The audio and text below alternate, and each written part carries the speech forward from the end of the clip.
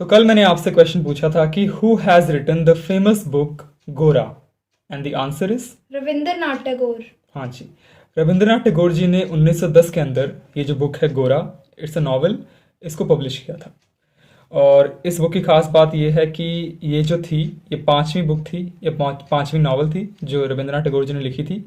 उन्होंने टोटल 12 लिखी थी, 12 नॉवेल्स, और उसमें से ये जो गोरा नाम की थी, it was one of the lengthiest. ठीक है, पर आपसे आगे बात कर लेते हैं रविंद्रनाथ टैगोर जी के बारे में, उनके करियर और लाइफ के बारे में।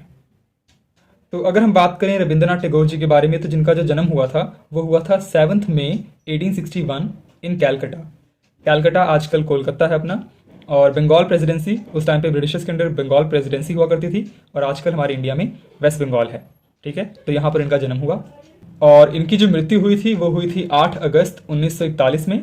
80 साल की उम्र में ही इनका देहांत हो गया था, और वो भी कलकत्ता में, वेस्ट बंगाल में ही। तो इन्होंने अपना पेन नेम जो यूज़ किया था, पेन नेम का मतलब होता है जो कोई कवि अपनी रचनाओं में अपने असली नाम की जगह कोई और नाम अपना लिखता है, दैट इज़ पेन नेम। तो इन्होंने अपना पेन नेम यूज़ किया था भानु सिंह।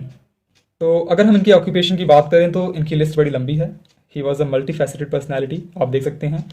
पोएट हैं, नॉवलिस्ट हैं, writer, dramatist, essayist, story writer, play right, composer, philosopher, social reformer, educationist, linguist, grammarian and painter. तो अगर हम लैंग्वेज की बात करें कि जिस मीडियम में ये लिखा करते थे, दैट वाज बंगाली। अगर सिटीजनशिप की बात करें तो आपको पता ही है कि इनका जन्म और मृत्यु दोनों ही ब्रिटिश इंडिया में हुई। और जिस टाइम पे इनका ये राइटिंग्स प्रेवलेंट थी, उस टाइम पे क्या था कि बंगाल में बंगाल रेनेसेंस का टाइम था। बंगाल रेनेसेंस वो दौर था जब बंगाल में लोगों के अंदर एक अपने कल्चर को लेकर एक जागृति पैदा हो रही थी।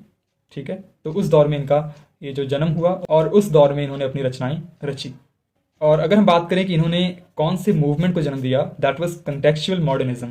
Contextual modernism is nothing but आप डिफरेंट जगहों से अपनी इंस्पिरेशंस लेते हैं और उसको अपनी राइटिंग्स में इनकॉर्पोरेट करते हैं, और ऐसा करने के लिए लोगों को आप प्रेरित भी करते हैं।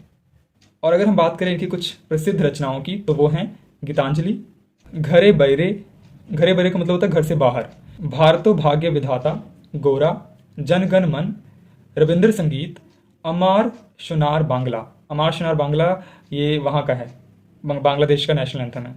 और इनको जो सबसे बड़ा सम्मान कह सकते हैं वो है नोबेल प्राइज़ इन लिटरेचर, जो कि 1913 में दिया गया। और इनकी पत्नी जो थी, उनका नाम था मृणालिनी देवी, और इनके टोटल 5 बच्चे हुए थे। तो ये थी कुछ इन्फॉर्मेशन आपके लिए इस क्वेश्चन के बारे में और रविंद्रनाथ टैगोर जी के बारे में इन डिटेल। तो मिलते हैं आपको कल अगली वीडियो में अगले क्वेश्चन के साथ।